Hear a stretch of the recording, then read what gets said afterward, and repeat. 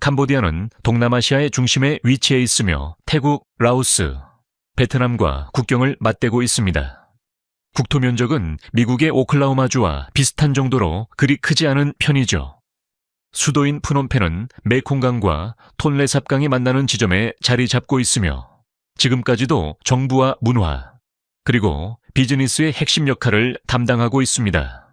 이곳의 경제 체계는 조금 독특합니다. 많은 현금 인출기에서 미국 달러와 캄보디아 리엘을 동시에 뽑을 수 있고 식당 메뉴판에 달러로 가격이 적힌 것도 흔히 볼 수 있죠. 물가는 정말 저렴합니다. 맥주 한 잔이 1330원, 가끔은 997원 정도밖에 안 하거든요. 이렇게 저렴한 물가 덕분에 매년 거의 600만 명에 가까운 관광객이 캄보디아를 찾습니다.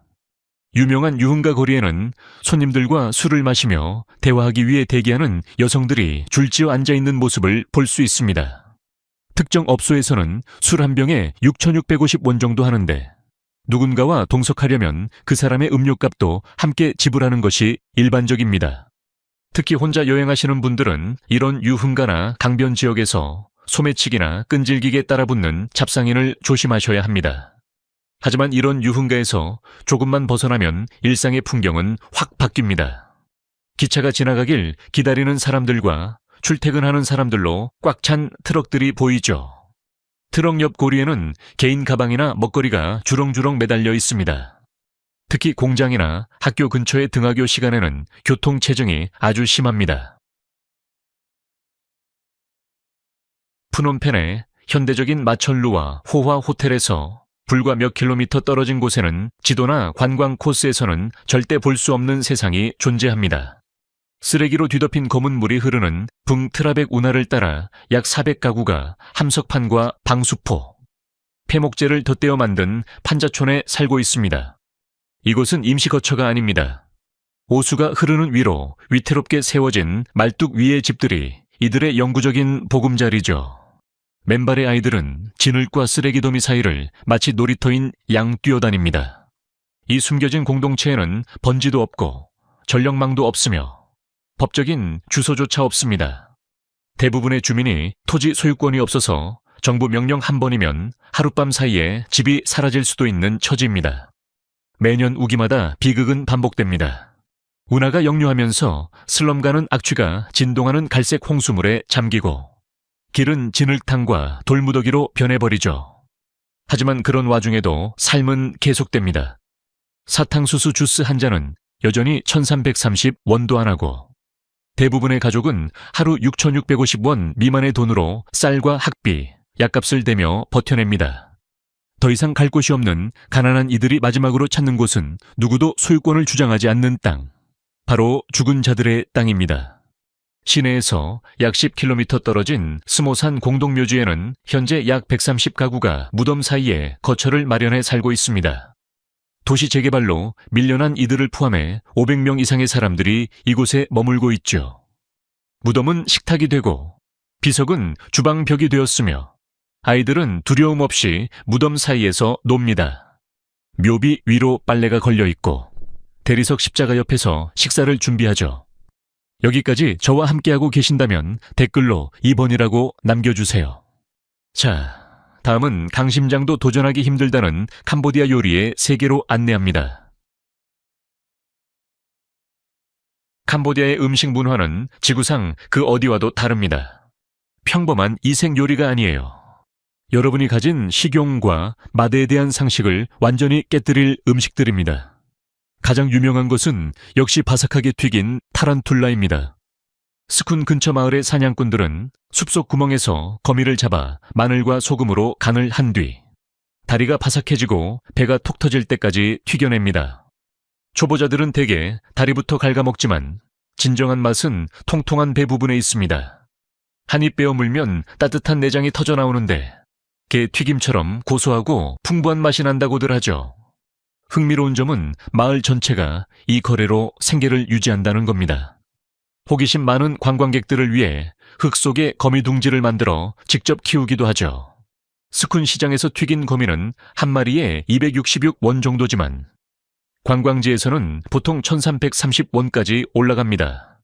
타란툴라가 맛보기였다면 진짜 시험 때는 소고기를 곁들인 붉은 개미 볶음입니다. 접시 위에 빨갛게 빛나는 개미들을 상상해 보세요. 레몬그라스, 생강, 고추향이 배어있는 얇은 소고기 조각에 개미들이 형체 그대로 붙어 있습니다. 어떤 여행자들은 이 작은 개미다리가 치아 사이를 간지리는 느낌이 가장 적응하기 힘들다고 하더라고요. 만약 딱 하나만 먹어봐야 한다면 무엇을 선택하시겠어요? 바삭한 타란툴라는 댓글로 1번, 소고기 붉은 개미 볶음은 3번을 남겨주세요. 메뉴는 여기서 끝이 아닙니다. 전갈, 귀뚜라미, 풍뎅이, 물장군이 꼬치에 가지런히 꽂혀 윤기가 흐를 때까지 튀겨져 있죠. 놀라운 건 이게 단순히 관광객을 겨냥한 장난이 아니라는 겁니다. 많은 곤충이 시골 공동체에서는 일반 육류보다 훨씬 저렴하게 단백질을 섭취할 수 있는 소중한 영양 공급원입니다. 곤충 요리를 무사히 넘겼다면 보상 같은 요리인 아목이 기다리고 있습니다. 캄보디아의 국민 요리죠. 민물고기에 코코넛 밀크, 달걀, 종려당, 피시 소스를 섞고 강황과 라임 껍질, 샬롯으로 만든 향긋한 크로영 페이스트를 버무립니다. 이것을 바나나 잎 그릇에 담아 푸딩처럼 쪄낸 뒤 라임 잎 조각을 고명으로 올립니다. 상인들은 물건을 사고 나면 크메르어로 고맙다고 인사해 주는데 참 귀엽습니다. 말이 잘 안 통해도 걱정 마세요. 어떤 상인들은 외국어를 전혀 못하기도 하는데 그럴 땐 웃기만 하면 거래가 중단될 수 있으니 휴대폰 번역기를 꼭 사용하세요. 어려운 시절이 기발한 창의력을 만들어낸다면 캄보디아가 바로 그 완벽한 예시일 겁니다. 그 중에서도 놀이라고 불리는 대나무 기차가 단연 압권이죠. 오랜 전쟁 끝에 프랑스 철도가 망가졌을 때 현지인들은 녹슨 철로를 그냥 두지 않았습니다.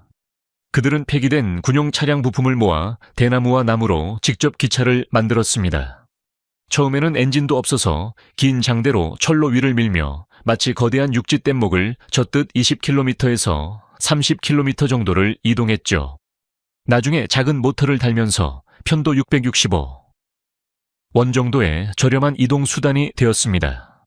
공항이나 버스 정류장에 내리자마자 가장 먼저 마주하게 되는 건 캄보디아의 상징인 툭툭입니다. 화려한 소형 오픈카처럼 생긴 이 3륜차는 최고 시속 50km 정도로 달리며 복잡한 교통체증을 기가 막히게 뚫고 나갑니다. 보통 3명에서 5명까지 탈 수 있는데 여기서 주의할 점이 있습니다.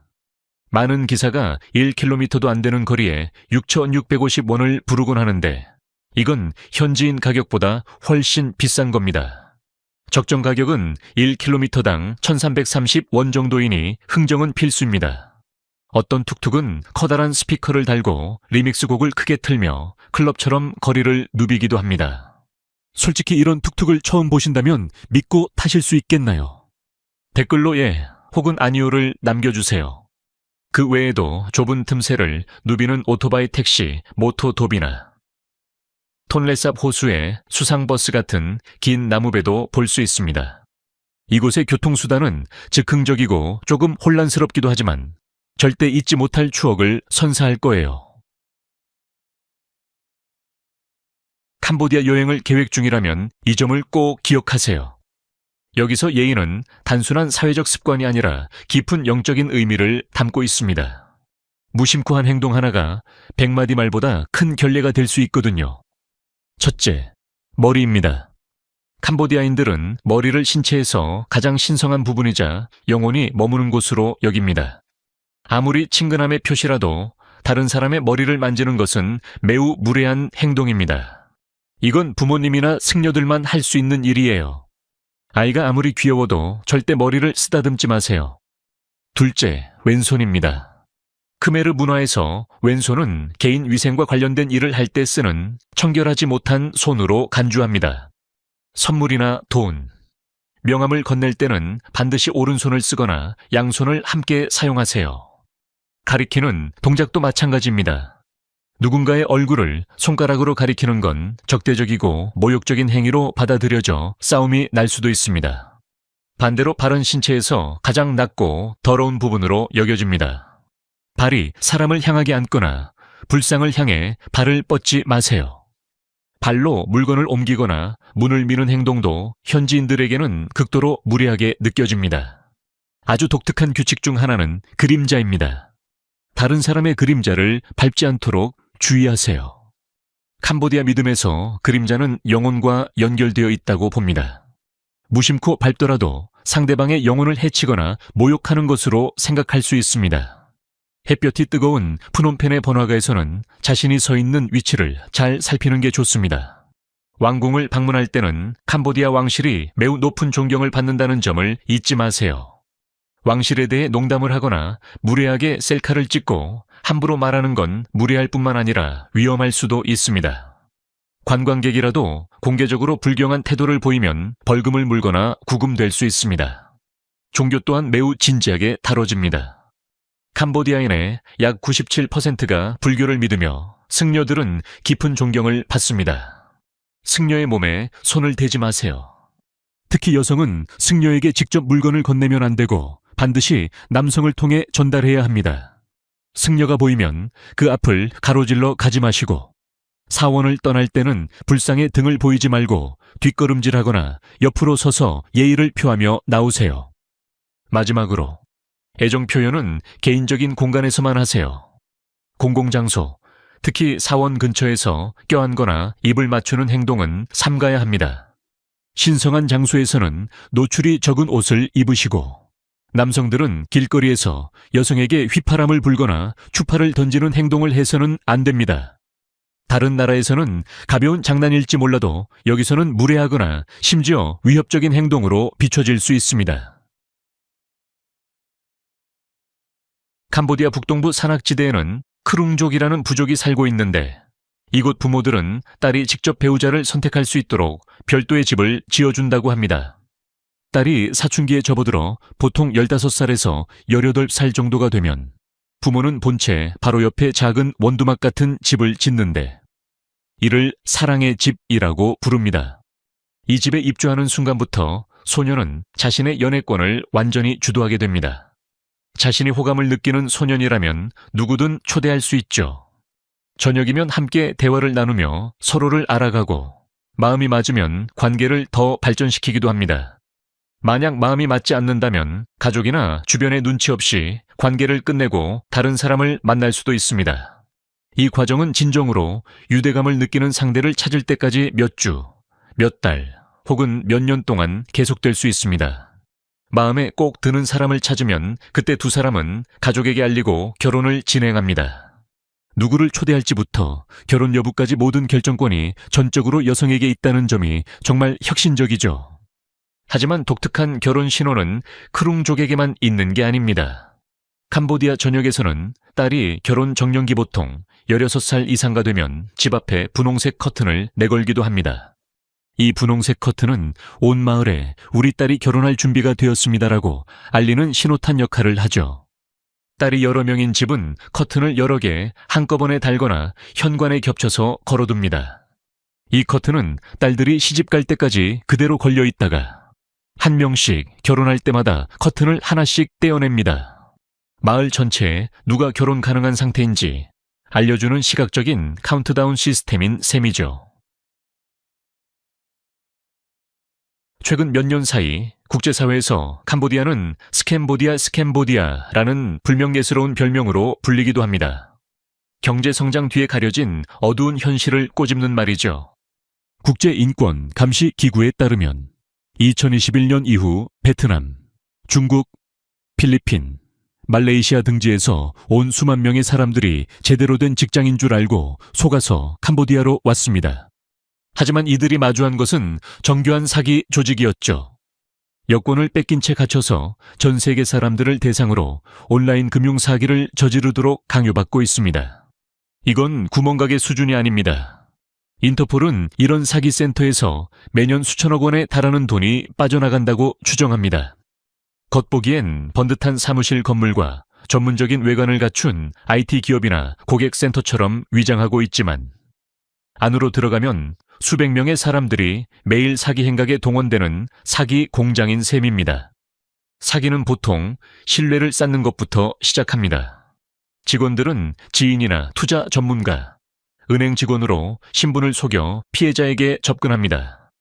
친해진 뒤에 투자 조언을 하거나 큰돈을 벌 수 있는 기회를 제시하죠. 어떤 조직은 몇 주 동안 온라인 연애를 하며 공을 들인 뒤에 돈을 송금하도록 유도하기도 합니다. 더 무서운 건 이들의 수법이 매우 정교하다는 겁니다. 가짜 투자 플랫폼을 만들어서 가짜 수익이 발생하는 것처럼 보여준 뒤 피해자가 더 많은 돈을 입금하게 만들고는 연락을 끊고 잠적해 버립니다. 최근에는 단속을 피해 라오스, 미얀마, 필리핀 등으로 네트워크를 넓히고 있습니다. 이로 인한 인명피해도 심각합니다. 목표치를 채우지 못한 노동자들은 협박과 매질을 당하거나 다른 조직으로 팔려나가기도 합니다. 삼엄한 감시 속에 가족과 연락도 못한 채 탈출구 없는 삶을 살고 있죠. 국제적인 압박이 거세지자 캄보디아 정부도 강력한 조치에 나섰습니다. 2023년에 수사당국은 여러 나라와 공조해 100개 이상의 사기 조직을 소탕하고 수천 명을 구출했습니다. 또한 비자 규정을 강화하고 국제기구와의 협력을 높여가고 있습니다. 캄보디아의 평균 연봉은 266만 원 남짓이지만 거리에는 고급차가 넘쳐납니다.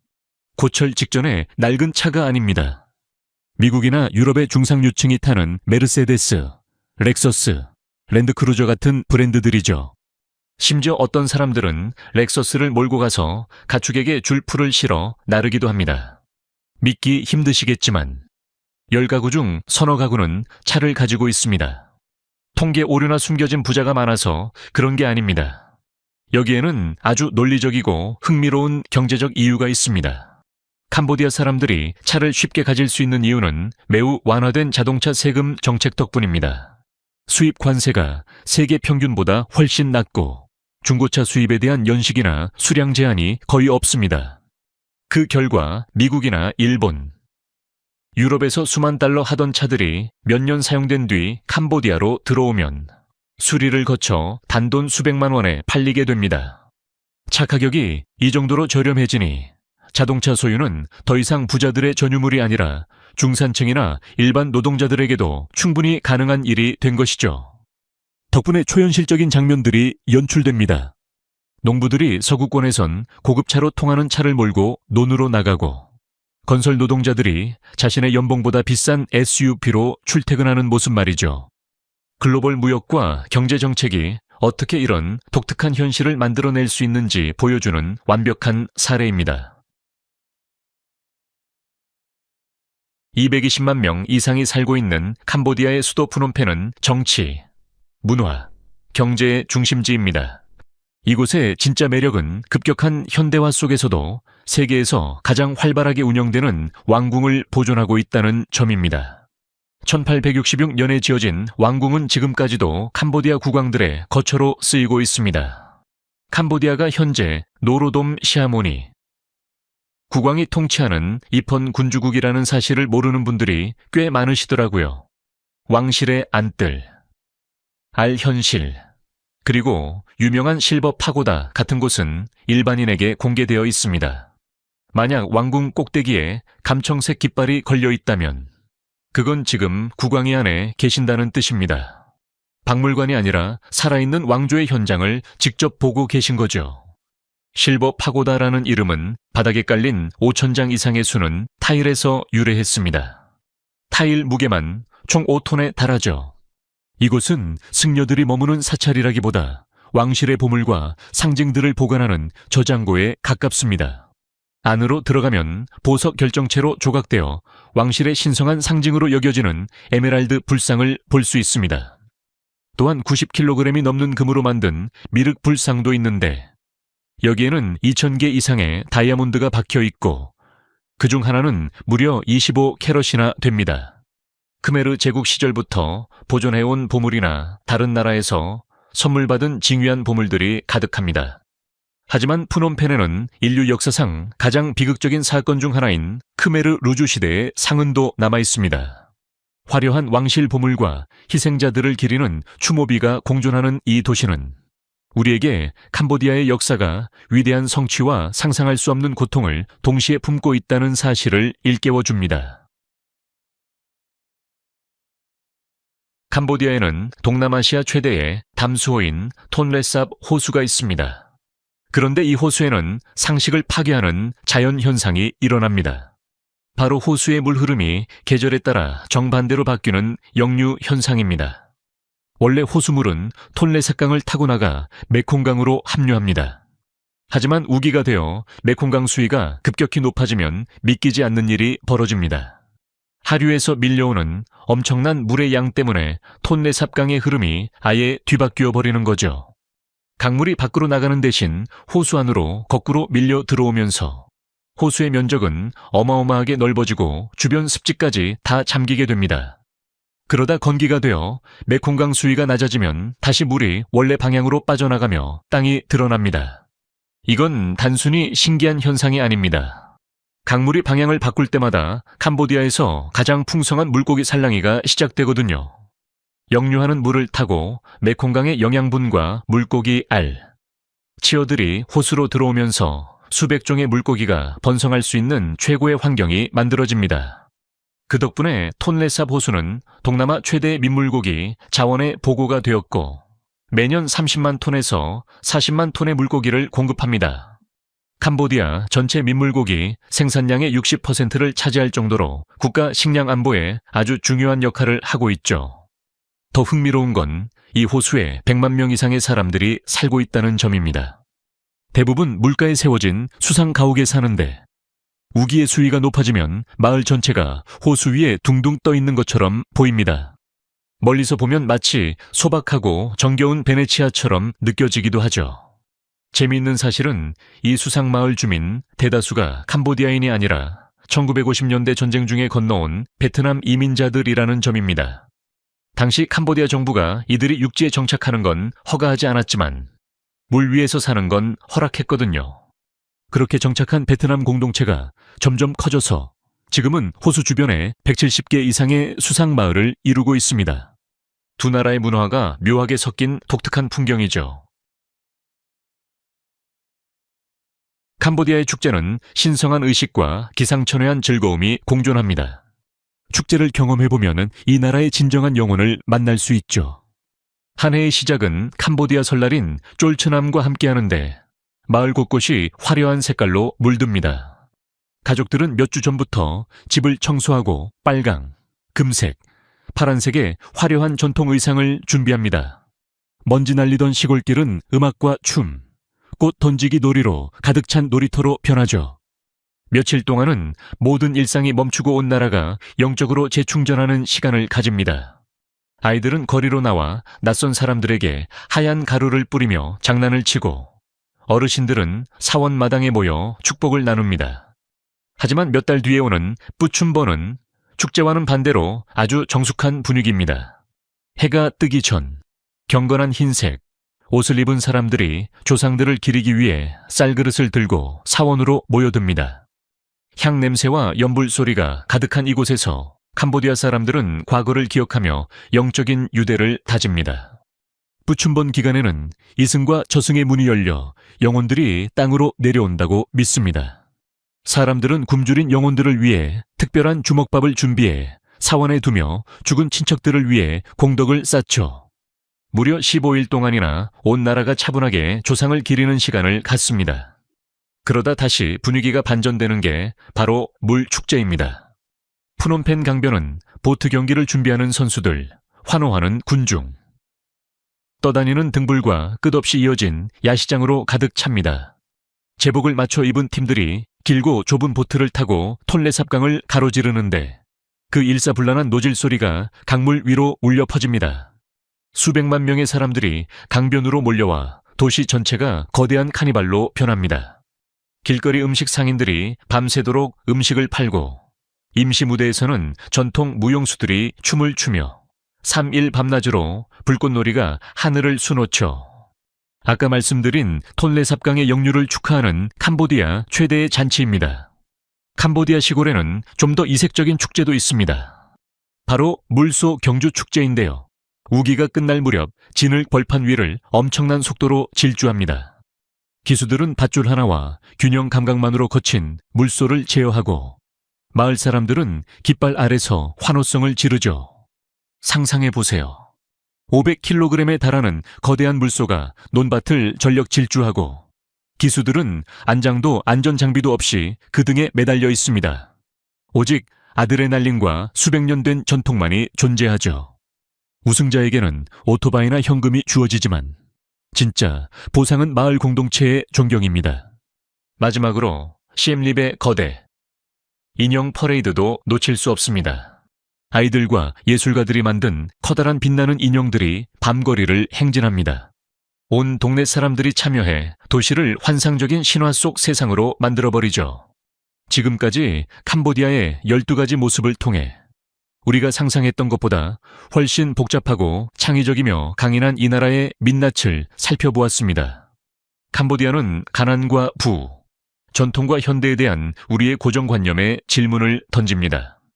포기하지 않는 사람들이 만들어내는 새로운 대안들을 보여주죠. 여러분은 어떤 이야기가 가장 놀라웠나요? 가난한 나라에 가득한 고급차, 공동묘지에 사는 가족들, 아니면 사랑의 집에서 남편을 고르는 딸들. 가장 인상 깊었던 번호를 댓글로 남겨주시고 그 이유도 알려주세요. 여러분의 소중한 의견 기다리고 있겠습니다.